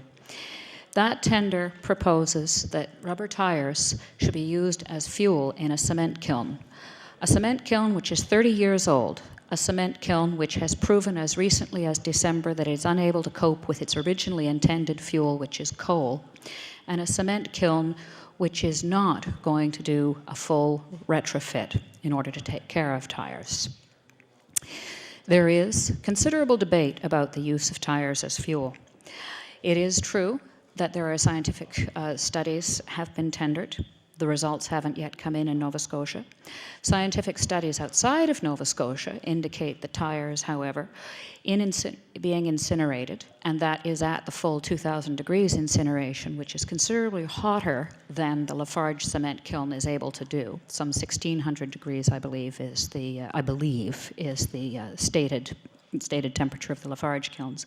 But even at 2,000 degrees, cement kilns in the United States have been shown, when burning tires, to be emitting dioxins, furans, PCBs, the expected polyaromatic hydrocarbons, and mercury.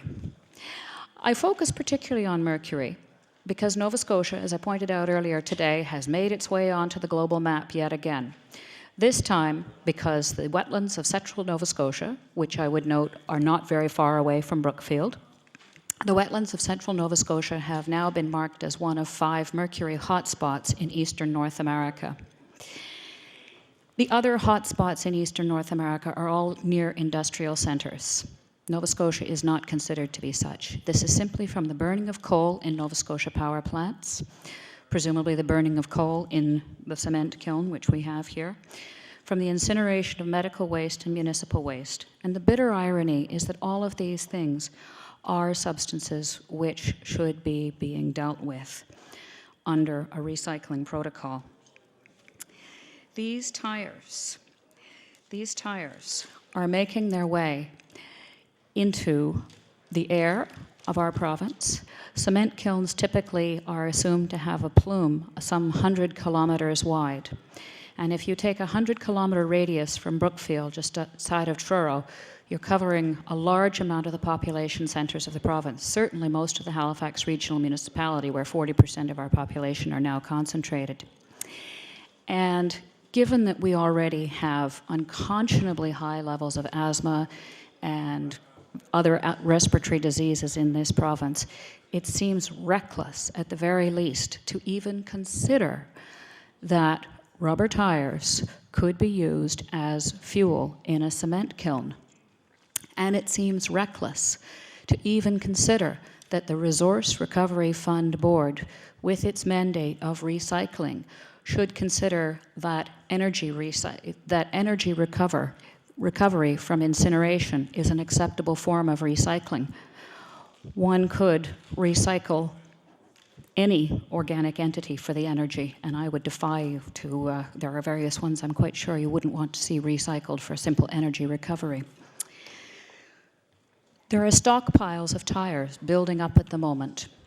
The RFB has taken over pickup, but I am often in contact with people at gas stations, service stations, tire dealers, and other automotive dealers who tell me, or who don't even have to tell me, can show that there are massive piles of tires outside of their areas. I was going to say compounds, but not all of those are fenced by any stretch of the imagination, that they have large piles of tires, and that for some time now, long before the expiry of the ARR contract in Kemptown, they have been pleading for pickup of the tires, and they have even offered to drive the tires. Several people have offered to take their trucks, drive the tires up to Kemptown, and have been told, keep them.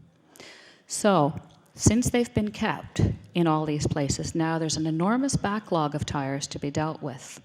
Certainly they're flammable, otherwise they wouldn't be such a desirable fuel. But we don't have an acceptable protocol for dealing with them. There is nothing on the table which suggests they'll be dealt with in the province.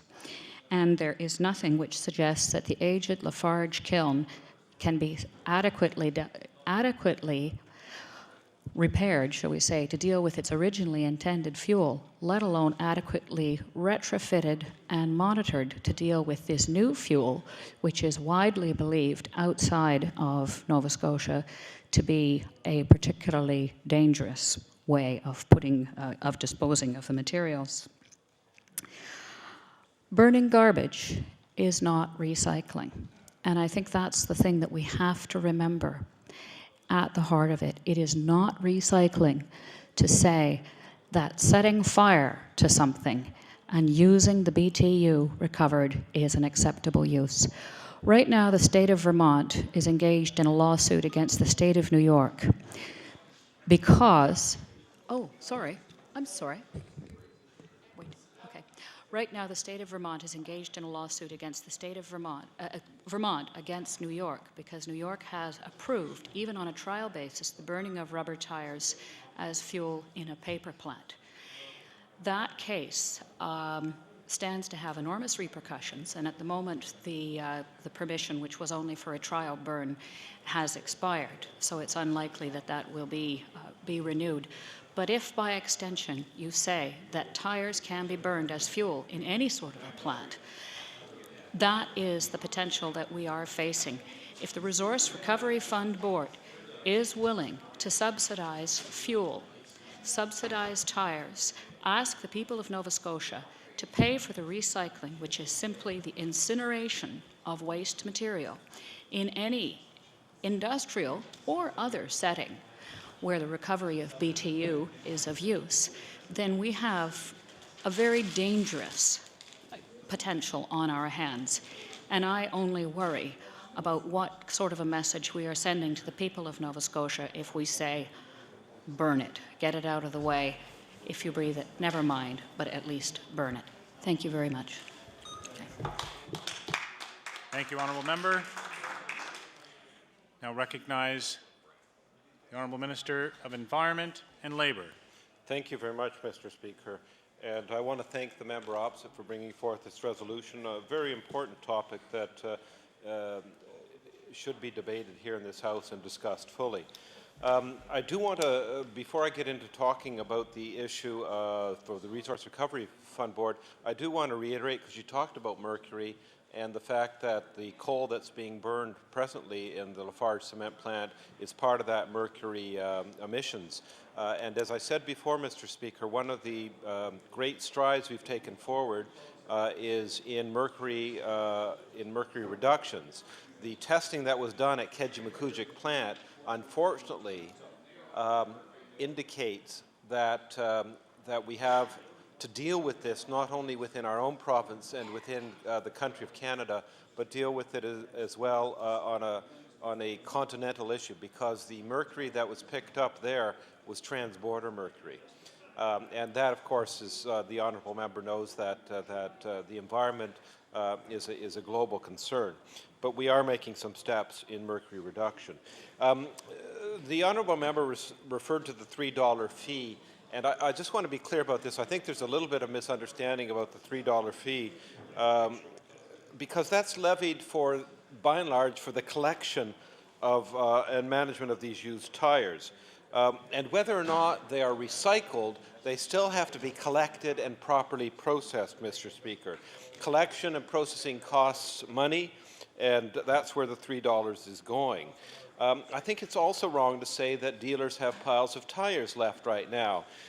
Since December, when the RRFB legally had the right to take over the collection of tires, it has collected, as I indicated to the Speaker during question period, 160,000 used tires. This has essentially eliminated the backlog at tire retailers, and now I understand that the RRFB is moving on to collect those tires in salvage yards where they have been stocked. So these tires now are being collected by the Resource Recovery Board. That's what the $3 is covering, Mr. Speaker. They're being shipped out of the province where some are being recycled, and I understand some are being used for tire-derived fuel in the province of Quebec, I believe. The value of those tires leaves the province, Mr. Speaker. So I guess I want to commend the Resource Recovery Board when they saw that their contract with ARR was not resulting in the collection and the recycling that they wanted, that they had the foresight to put in a contingency plan, Mr. Speaker, that would mean that used tires weren't stockpiling around the province, and that is what they're doing. They also, Mr. Speaker, have put out a new tender for the collection and use of tires, and that is what we're talking about this afternoon. I'd also want to question the word in the preamble to the resolution of burning tires, because you cannot burn tires, Mr. Speaker, in the province of Nova Scotia. What the Speaker may be referring to is the use of tires for tire-derived fuel, but that involves carefully controlled conditions and carefully controlled monitoring. And no one has approval to burn tires in Nova Scotia, and no one, Mr. Speaker, has approval to use tires for alternative fuel in the province of Nova Scotia. And no one, Mr. Speaker, and I want to assure the House this, no one will receive that approval until I am satisfied that the science supports it and that the environmental and public health of Nova Scotians will not be adversely affected. Now, thank you, and you have my commitment on that. Now, Mr. Speaker, the RRFB stands for the Resource Recovery Fund Board. And we say recovery because this word covers the broad mandate of waste management. There are 3 R's here: reducing, reusing, and recycling. Not just one, not just recycling, but reducing and reusing. Mr. Speaker, reducing is actually more important than recycling, because if we reduce our waste, we don't need to recycle it, we don't need to reuse it. So those 3 R's need to be kept in mind. Mr. Speaker, I understand that the previous operator, ARR, who had the contract, could not make a go of it, and so RRFB called for new proposals, Mr. Speaker. I can't publicly discuss those tenders at the time, but one company has publicly stated that they did put in a tender, and that's what we're discussing, I guess, this afternoon, and that's the Lafarge Company Canada. And as part of their tender, they have included tire-derived fuel in their proposal, Mr. Speaker. I want to be very clear that the RRFB has not yet conveyed to me, and therefore I assume has not yet made a decision on which of these 3 proposals they will accept. I do not have, as Minister of the Environment, Mr. Speaker, I do not have an application before me to use tires for alternative fuel at the present time.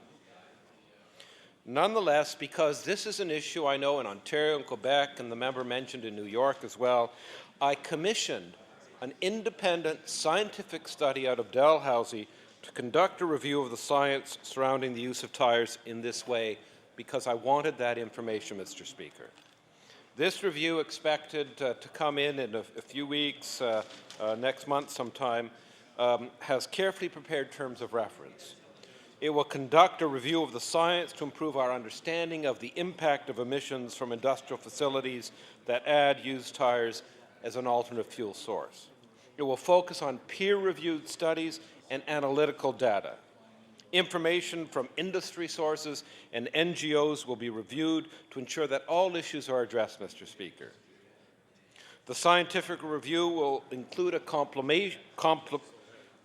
compilation and analysis of any study results respecting environmental and health impacts of used tires as a supplemental fuel. And if, and I emphasize, Mr. Speaker, if the results of the science review support the potential of using tires as supplemental fuel, then Dalhousie will also review the implications of that. This means comparing current emissions to estimated emissions from a facility if used tires instead of coal were used as a fuel in that facility.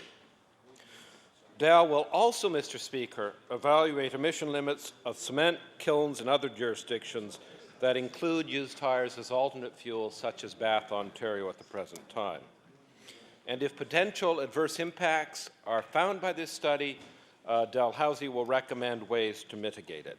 And that's why, in many senses, the resolution coming before us this afternoon, although a good resolution, is premature. Because, Mr. Speaker, the tender has not been awarded yet. Once it's awarded, what needs to happen is that if Lafarge wins the tender rather than the other two, and Lafarge intends to use tire-derived fuel, then, Mr. Speaker, they cannot do that without an industrial approval which is conducted by my department and staff in my department. They report back to me. That industrial approval is a very full approval. The Environmental Act sets it out. You can see it on our webpage. It's very clear what they have to go through. It includes public participation, an opportunity for that, and strict conditions for protecting the environment. The results of the study that I mentioned will be part of that, Mr. Speaker, I'm sure, if and only if Lafarge wins the proposal and this is set before me. And that study, I assure all speakers in this House and all members in this House, I assure the public, will be made available to everybody at the same time so they can assess the scientific data that I have. So, Mr. Speaker, I guess I want to conclude by stating that A, the contract has not been tendered yet. B, if it is tendered to Lafarge and Lafarge intends to use it for tire-derived fuel, they have to have a change in their industrial approval because they're not approved for that activity now. No one in Nova Scotia is. And that industrial approval will be based upon sound science with public input being made public to everybody. Thank you very much, Mr. Speaker. Thank you.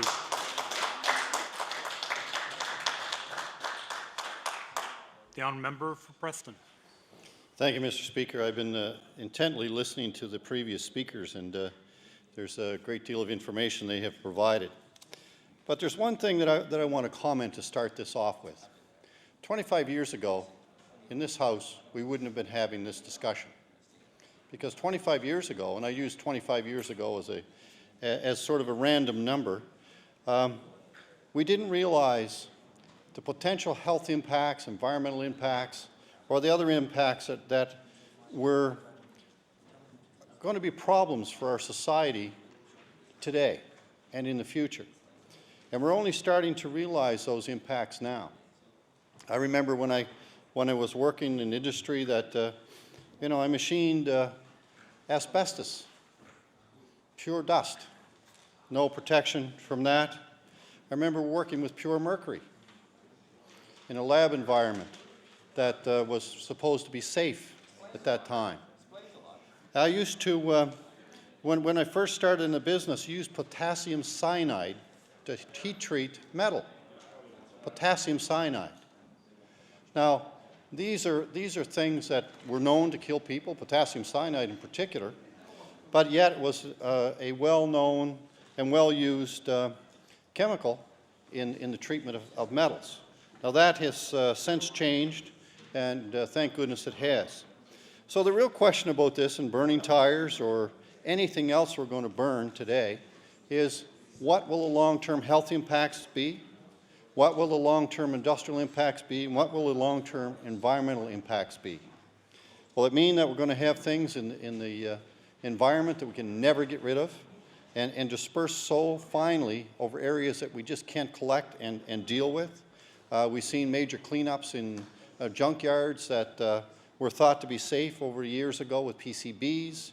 And we thought PCBs were safe at one time when you looked at what they were used in. And car seats is one thing, for example, that they were used in. Everyone thought it was safe, but they were setting on, everybody was setting on PCBs as one of the worst chemicals we know.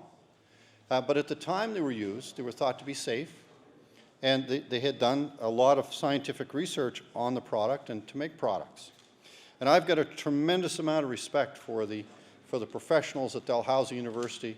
I think we have some of the best people in the world at Dalhousie University. And I'm very pleased to see that the minister has commissioned a study prior to even this becoming an issue within his department, and I think that's very, very positive.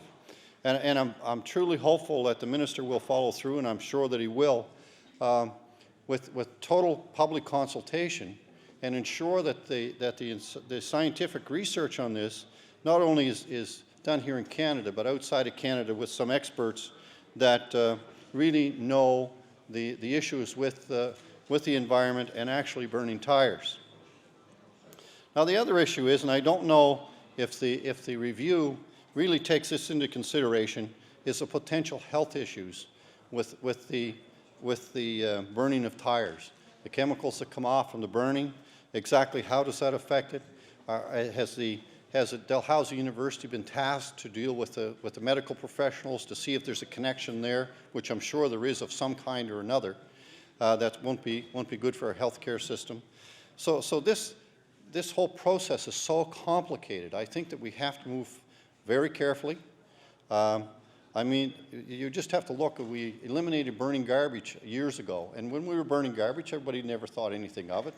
That was a okay thing to do. It was an easy way to get rid of garbage, and you just took, yeah, and they would take the ashes and just bury everything, and away it went. And they figured that was the end of it. There was no problem. Never thought about the smoke that was coming off and all the contaminants that went in the soil and everything else that was a problem. So these things, we have to learn from these experiences. And we have to learn from these experiences to a point that we're very cautious of what we do. Because we could be doing something now that we think is very safe, which I don't believe burning tires is safe. Don't get me wrong here. That's not what I'm saying. But we got to make sure that if we proceed with these things, that every possible consideration can be made that it is safe. And if there's any question whatsoever that there may be an issue, that it doesn't proceed, period. Just that simple. And I think that has to be the issue. As far as the community in the area is concerned, I commend them for the hard work they've been doing and the dedication they've shown to protecting their community and ensuring that they work to try to protect their environment and their local community. And on behalf of the residents around that area that have not become involved in this very much yet, there's protecting their health as well. And I think that's why it's so important to live in the free country we do, and we have the information we have available, and also we have situations set up that people can have input and make sure that we don't have problems that someone knows about, that may be an expert in the field or has taken the time to talk to experts in the field, that maybe not considered by somebody that's working on it, even though they've tried their hardest to ensure that has been the case. So, just to reiterate, we've got to make sure that we work and we look at everything we possibly can to make sure the health of not only the people today and our families today, but people down the road, that there's not the problem caused with their health. Our health care costs have gone through the roof, gone to the point that we really can't afford it in Nova Scotia anymore, but we've got to afford health care, and we've got to make sure people are healthier. And if we can stop them getting ill to start with, it'll help our health care system. So we win all the way around. So I'm sure the minister is well aware of these issues, and And as this process goes through, and if the Resource Recovery Fund Board does give the cement plant the opportunity to burn tires, I hope that the minister will take every consideration into effect on this. And I believe an environmental process and the industrial assessment process, or whatever the proper term for it is, that the Department of Environment would have to go through in the event that Lafarge is given the opportunity to burn tires, also takes a health issue into consideration, and really takes that into consideration. And I was talking to people the other day, or heard the other day, that even the asbestos workers at one time would come home and the people would shake out the clothes and not think anything of the dust, and the families have problems with that now, even though they didn't work in the direct environment. So, you know, as you go through this thing, it's the simplest thing that at the time doesn't seem to mean anything that can cause long-term health problems. And it may not show up for 40 or 50 or 60 years or even longer. And, you know, it's time that this country really takes solid consideration for our environment. I know we've made major strides, but not enough yet. We see that we got the worst polluter, I believe, in North America, Nova Scotia Power here, with the bunker C they burn and the coal they burn and everything else. And there's some steps put forward to hopefully reduce some of those emissions. Well, they've got to be reduced. And we don't want to see anything else added to this. We've got to reduce this as time goes on.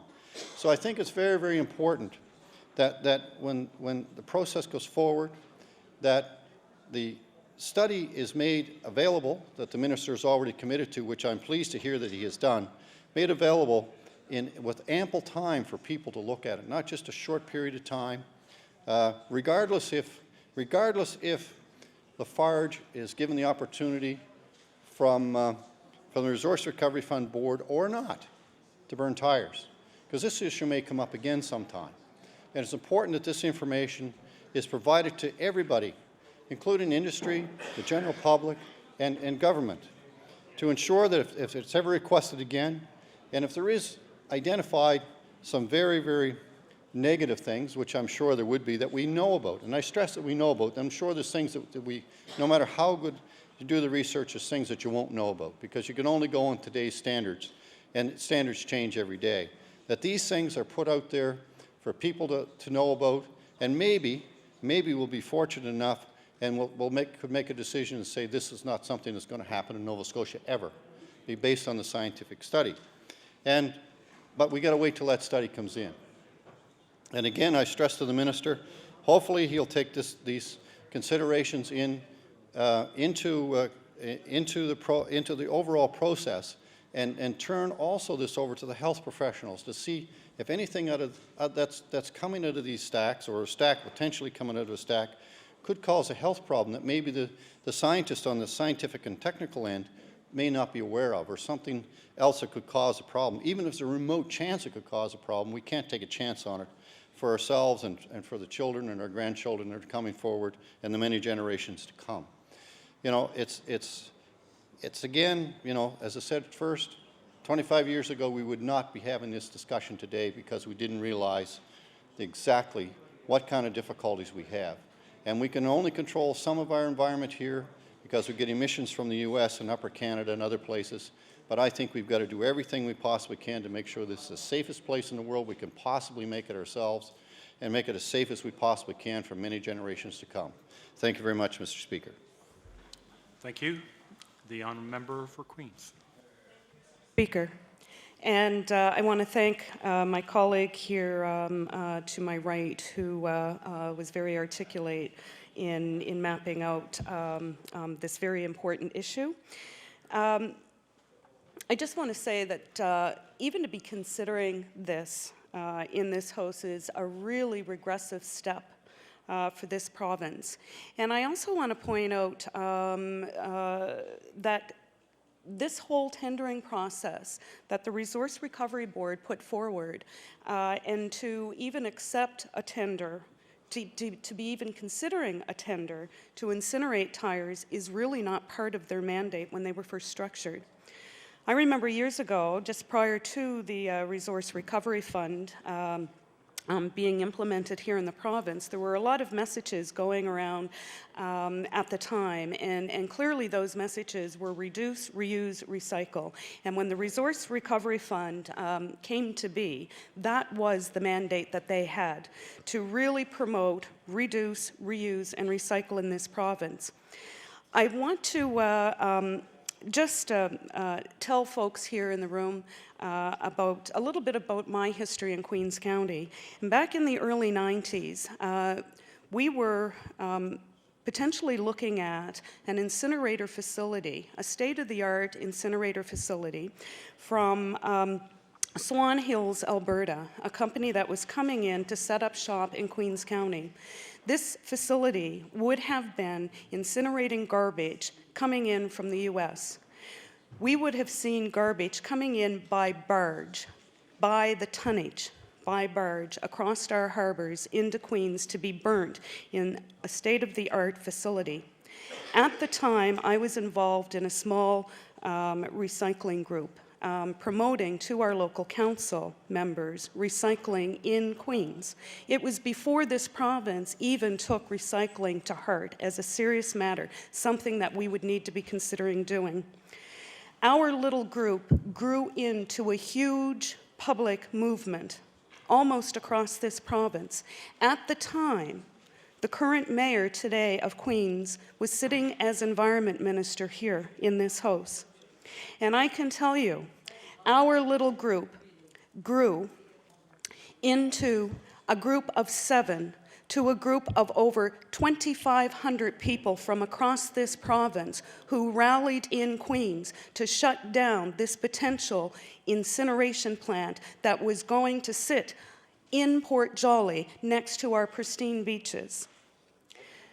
It was clearly evident we had researched the topic immensely.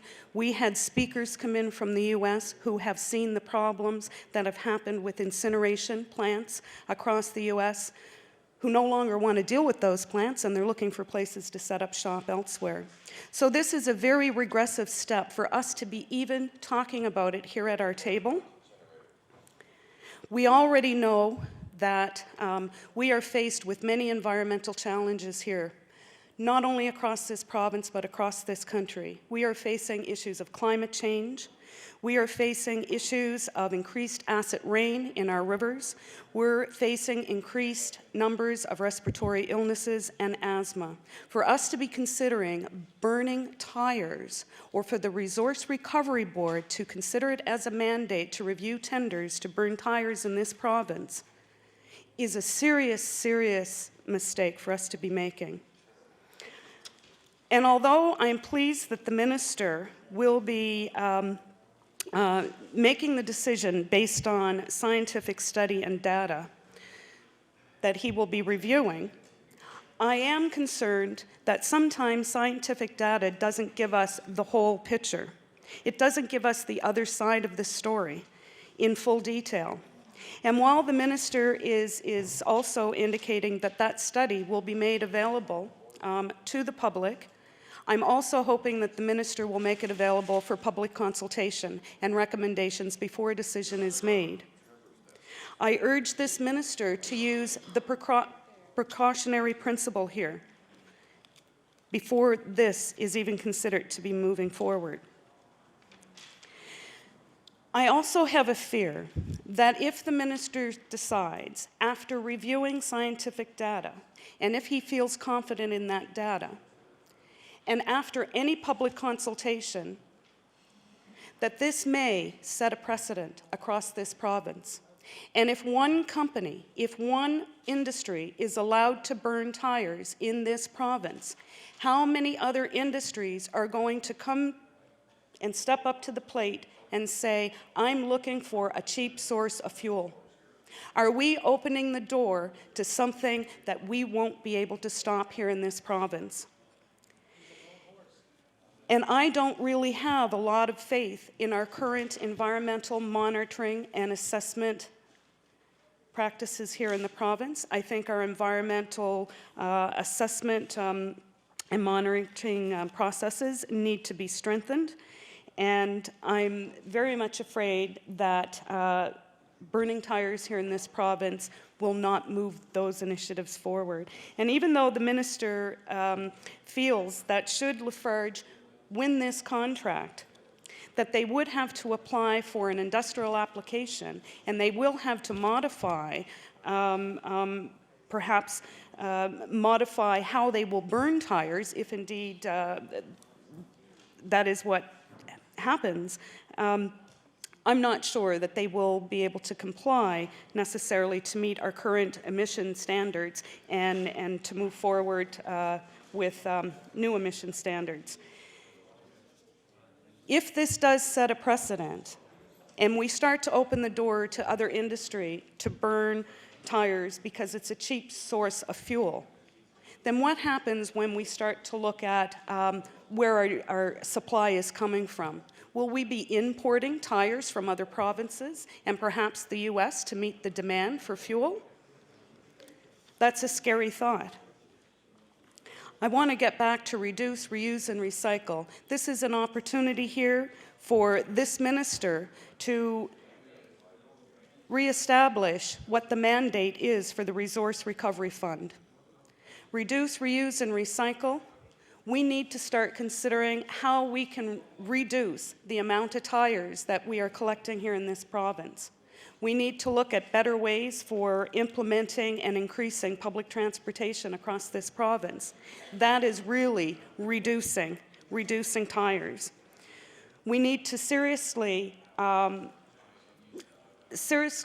push the Resource Recovery Fund to look at the two other tenders who actually have a plan in place to recycle these tires. And we need to look at that and see what those implications are. How are they going to recycle those tires? And will it be efficient? Again, I'm asking this minister to use the precautionary principle here. I want him to really seriously consider the implications of this very regressive step backwards. We need to step up to the plate. We need to encourage not only industry but consumers to get back to those 3 R's, the reuse, reduce, and recycle.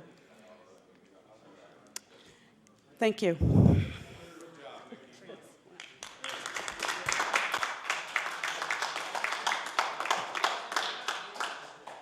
The Honourable the Minister of Natural Resources has approximately a minute, 20 seconds. Beg your pardon, Mr. Speaker? You have approximately 1 minute and 10 seconds. Thank you, Mr. Speaker. And Mr. Speaker, the environment is something that is near and dear to all of our hearts, and indeed the hearts of Canadians. And it certainly is appropriate of the minister to stand up and say that in Nova Scotia, decisions about the environment will be science-based on evidence, and that we should always be aware of what the net impact will be on the environment. He mentioned a couple of issues that are very important to Nova Scotians, that being climate change, that the report from the Dalhousie consultant will address all these issues, and any recommendation that comes forward will always be based on science. Mr. Speaker, I think that that is what Nova Scotians want from their government. They want to know that the proper approach is being taken by the Minister of Environment, by their government. They want to know that we are conscious of their concerns. They want to know that there's a system in place to protect the environment. I think, Mr. Speaker, that is what the Minister of the Environment shared with us this afternoon. I believe that Nova Scotians want to hear that from this government. Order, please. The Honourable Member for Cole Harbour Eastern Passage. Thank you, Mr. Speaker. That concludes the official opposition's business today. I do understand that there is further business from the government. I'll send it over to the Government House Leader for introduction. Thank you. The Honourable the Government House Leader. Thank you, Mr. Speaker. I would move that the House now resolve itself into Committee of the Whole House on bills. Would all those in favour of the motion please say aye? All those against? Motion carried.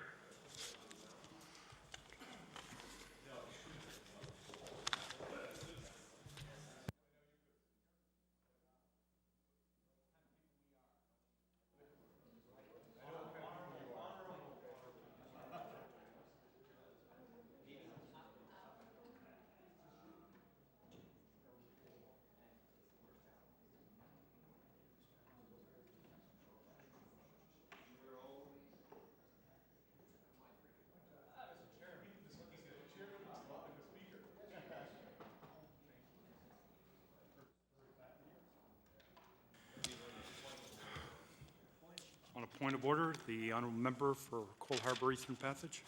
Thank you, Mr. Chair. Can you just tell us how much time of the 20 hours we have expended at this point?